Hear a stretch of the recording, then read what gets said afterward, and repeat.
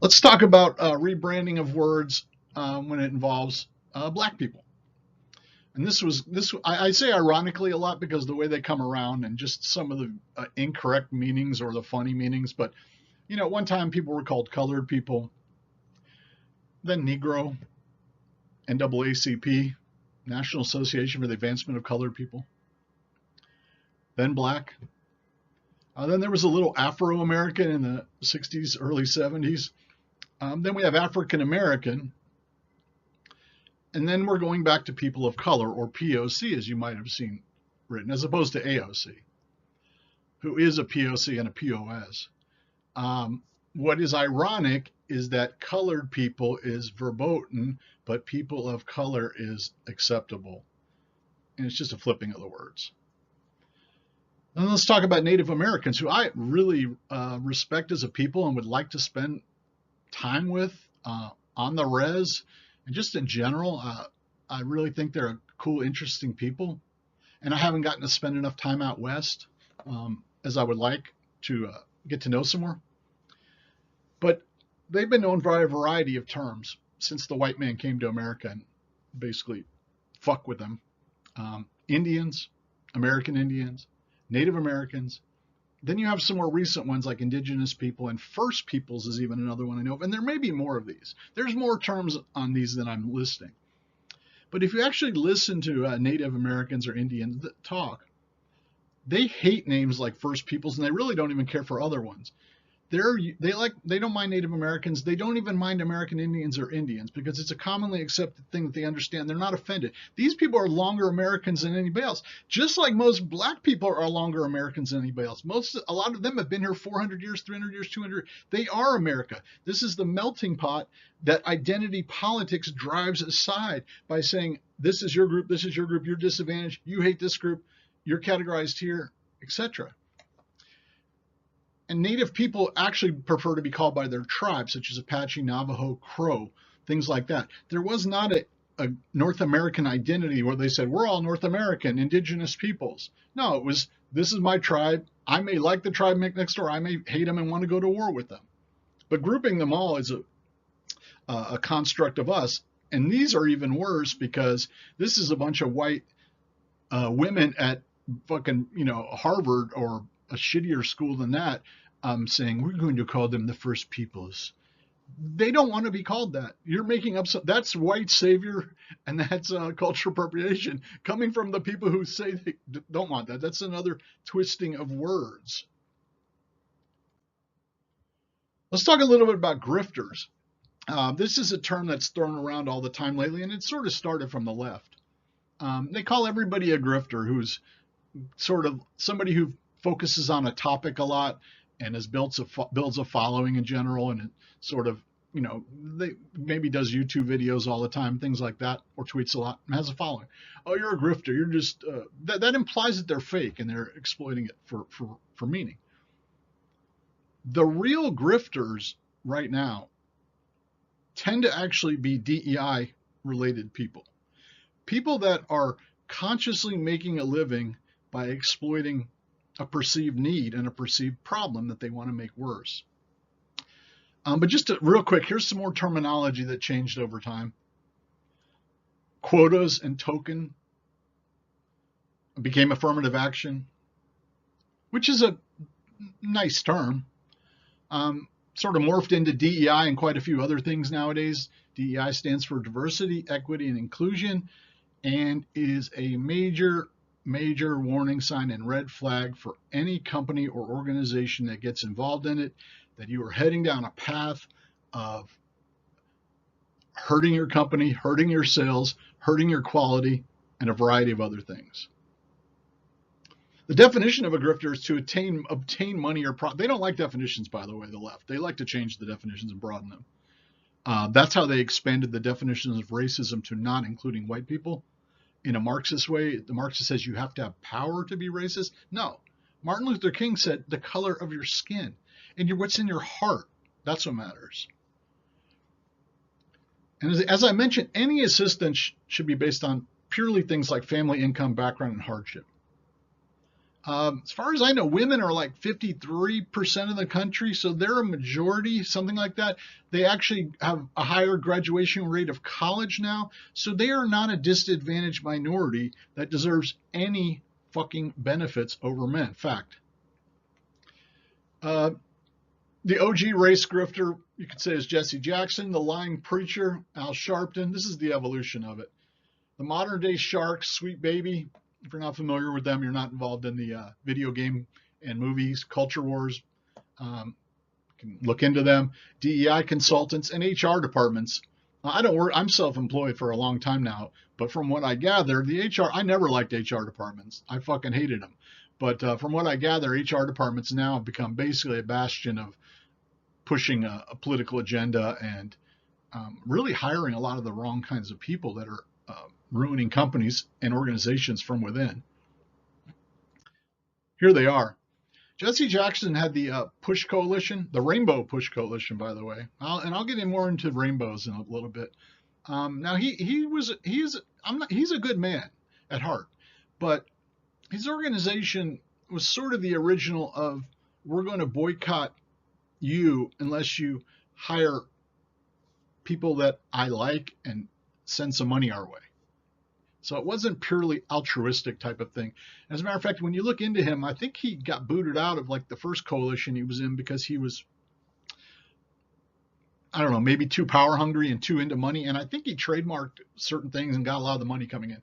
Then you have Al Sharpton, who's a real fucking winner. This guy's on CNBC now, looking about a third of this size or quarter. And I mean on MSNBC, and they treat him with respect. This man is a scumbag. He was a loudmouth New York City preacher with like James Brown hair and flashy clothes. He was pretty funny. Who made a name for himself sort of as a social activist. But one of his big things was this Tawana Brawley case, if you're not familiar with it, from the 80s. This girl claims she was raped by some white guys who wrote, I want to say KKK on her and shit in excrement on her or something like that. Something horrible. Because I think she was pregnant or so. She did it for some reason, but it basically was known that it was lies. If People magazine is saying it was lies, then it's pretty widespread accepted. And Sharpton did not back down on this, did not ever admit he was wrong, did not, apologize for causing a racial strife in New York City, things like that. Then you have Sweet Baby Inc. and people like this nowadays who are actively destroying the quality of video games, movies, TV shows, and a lot of entertainment. Not to mention that the employees that are similar to them, there's quite a few of those that have infected these companies. But what Sweet Baby Inc. is, they're just straight up open about the fact that they blackmail companies and they guilt trip them to get in there and put their message into products. That would be fine if it was an organic thing with diversity and a good quality game, a good quality movie above all, but it's not. We've seen game after game after game suck. And they all are related to things like this. It's like what people say, pattern recognition, okay? And the same thing with DEI, okay? When you're hiring people who are unqualified in some cases or have political agendas, and that's why they're being hired, activist employees. I mean, think about Google recently had Palestine protests in the office that were blocking people's desks and things like that.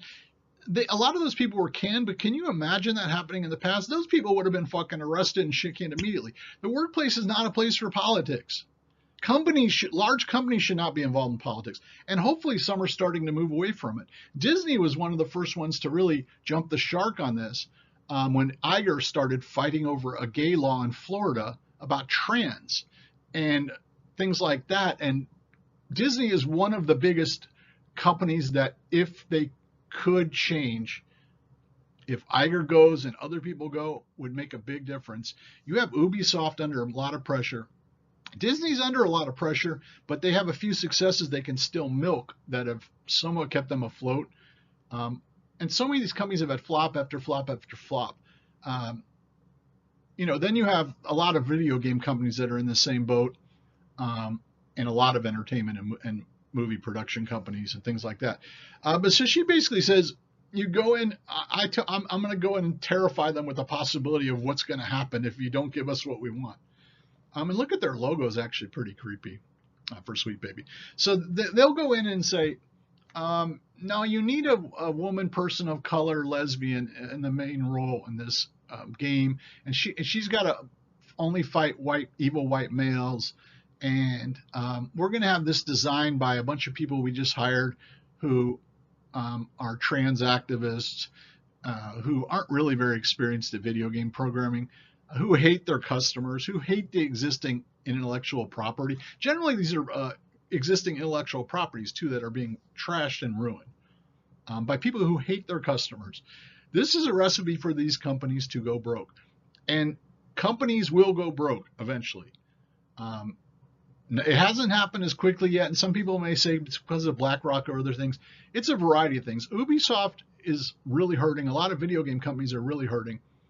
And hopefully the shift that's tangibly happened in America recently, where people are saying all this woke shit is bullshit and has gone way too far.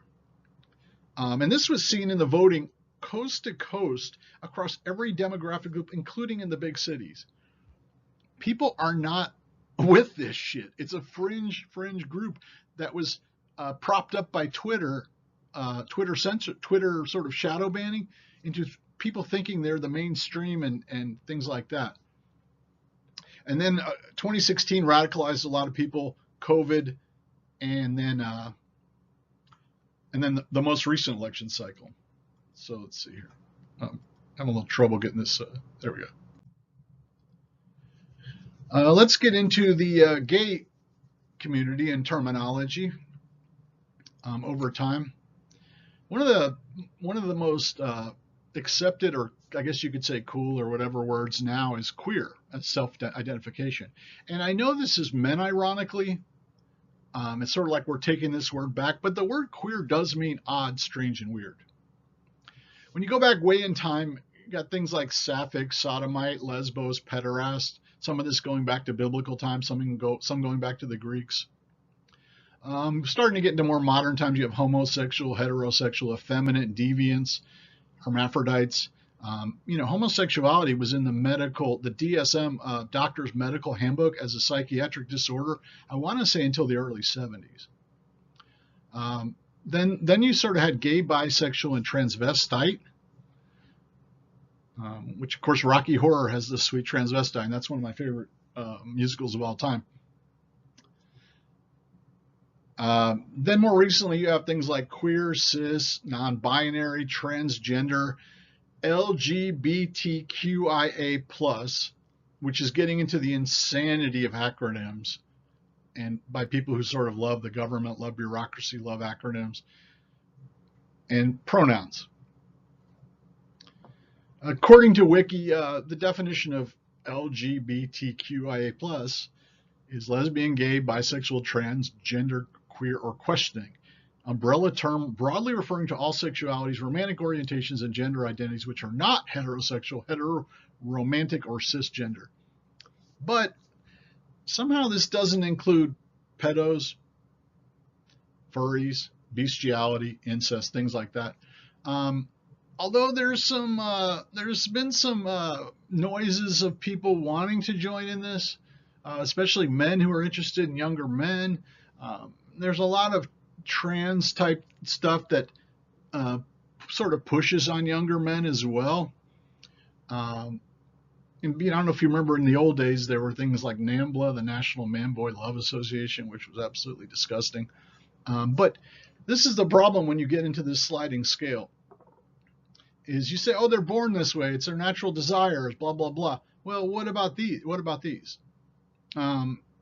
You could say, well, they're harming people or this or that, and that's true to some degree, but it's a sliding scale to some degree. Let's look at the rainbow flag. So they basically stole the rainbow for political symbolism, and it's a real shame because in the 70s, little kids would wear a rainbow shirt. Guys would wear rainbow suspenders. You remember Gallagher and other Mork and Mindy, they would wear this stuff. It's one of the most sort of iconic, beautiful, natural symbols that man has, and they adopted it. They took it, and it does have a political meaning now.